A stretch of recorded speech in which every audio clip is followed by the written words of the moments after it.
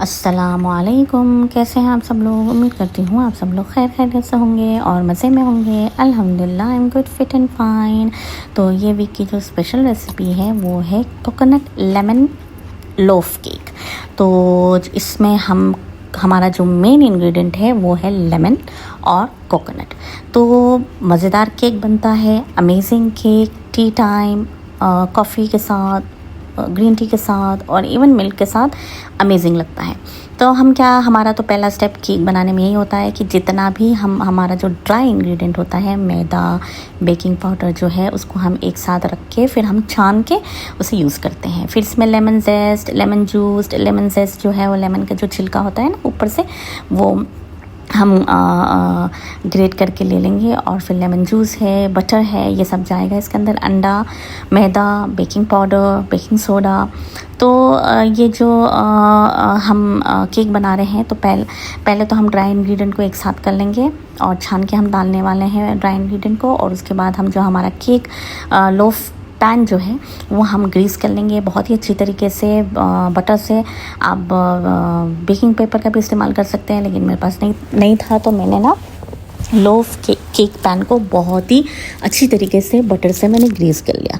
तो अब हम केक का जो है वो बैटर बनाएंगे। तो बैटर बनाने के लिए पहले तो इसके अंदर हम बटर डालेंगे और बटर को अच्छी तरीके से बीट कर लेंगे।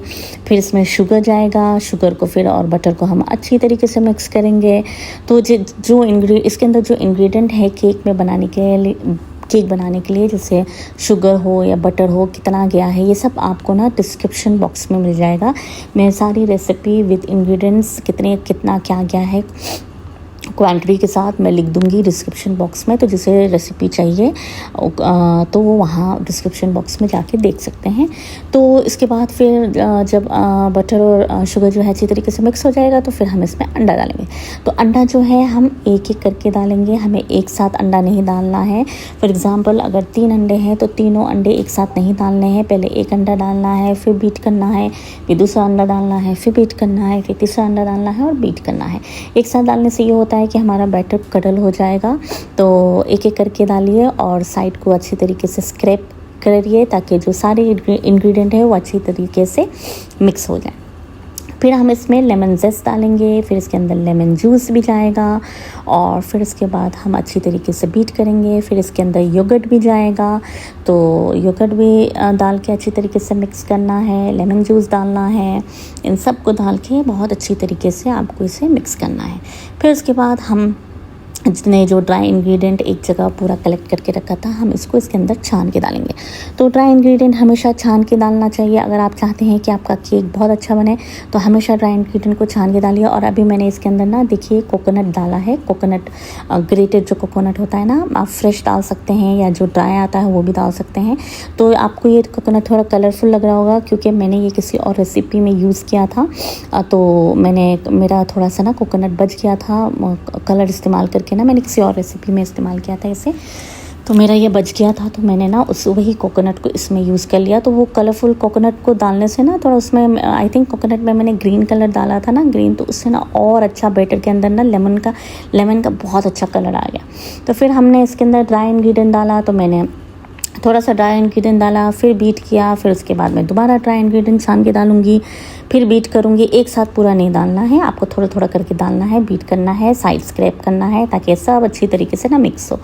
तो ड्राई इंग्रेडिएंट जो है हमेशा छान के डालिएगा क्योंकि लम्प बनने के चांसेस होते हैं। तो आप चाहते हैं कि आपकी बेकिंग बहुत ही अमेजिंग हो, आपका केक बहुत ही अमेजिंग टर्न आउट हो, तो आपको हमेशा जो है ड्राई इंग्रेडिएंट जो है उनको छान के डालना चाहिए ताकि आपका केक जो है बहुत ही अमेजिंग और बढ़िया बने। तो इस तरह हम केक के बैटर को रेडी कर लेंगे और फिर उसके बाद हम इसे केक पैन में डालेंगे। लोफ पैन जो हमने ग्रीस किया था हम उसके अंदर डालेंगे और फिर इसे बेक करने के लिए हम रख देंगे। तो टेम्परेचर भी मैं कितने में बेक किया, कैसे बेक किया, वो आपको मैं डिस्क्रिप्शन बॉक्स में लिख दूँगी, आप वहाँ से देख लीजिएगा। तो केक पैन में डाल के फिर हम इसे ओवन में डाल देंगे बेक होने के लिए।